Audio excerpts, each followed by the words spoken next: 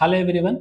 మీ friends కానీ relatives కానీ చాలామంది ఒమేగా 3 ఫ్యాటీ యాసిడ్ సప్లిమెంటేషన్ కోసం ఫిష్ ఆయిల్ క్యాప్సూల్స్ వాడడం అనేది చూస్తూ ఉంటారు.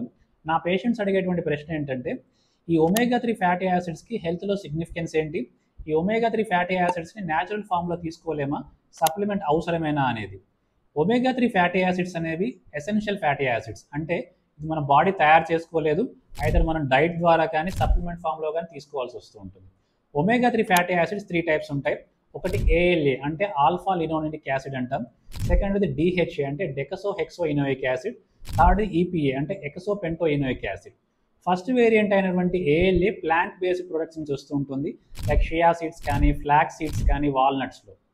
ఈ 2 and 3 అంటే డిహెచ్ఏ కానీ ఈపీఏ అనేది సీ ఫుడ్లో ఫిష్లో వస్తూ ఉంటుంది. ఫిష్లో కూడా ఫ్యాటీ ఫిష్ లైక్ సార్డైన్స్ కానీ మ్యాక్రెల్ కానీ సాల్మన్ ఫిష్లో కానీ ఉంటూ ఉంటుంది. ఇక్కడ ఈ ఒమేగా 3 ఫ్యాటీ యాసిడ్స్కి హెల్త్లో సిగ్నిఫికెన్స్ ఏంటంటే, వీటికి యాంటీ ఇన్ఫ్లమేటరీ ప్రాపర్టీస్ ఉంటాయి.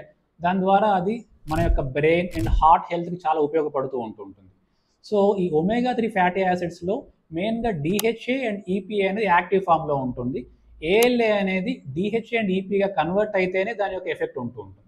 ఈ ఏఎల్ఏ అనేది అప్రాక్సిమేట్గా ఓన్లీ 5 to 10% మాత్రమే డిహెచ్ఏ అండ్ ఈపీఏగా మారుతూ ఉంటుంది. సో అవుట్ ఆఫ్ ఈ 3 ఒమేగా 3 ఫ్యాటీ యాసిడ్స్లో చాలా important DHA and EPA.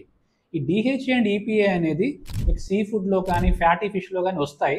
But కాకపోతే అవి కూడా మన బాడీకి ఎంతైతే రికమెండెడ్ డైటరీ అలవెన్స్ ఉందో అంత సఫిషియెంట్గా దొరకవు.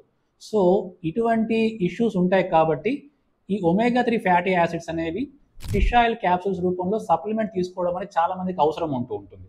సో ఈ ఒమేగా 3 ఫ్యాటీ యాసిడ్స్ యొక్క హెల్త్ సిగ్నిఫికెన్స్ ఇంకా ఏంటి, ఈ omega 3 fatty acids to omega 6 fatty acid ratio యొక్క ఇష్యూస్ ఏంటి అనేది నెక్స్ట్ వీడియోలో తెలుసుకుందాం. నమస్కారం.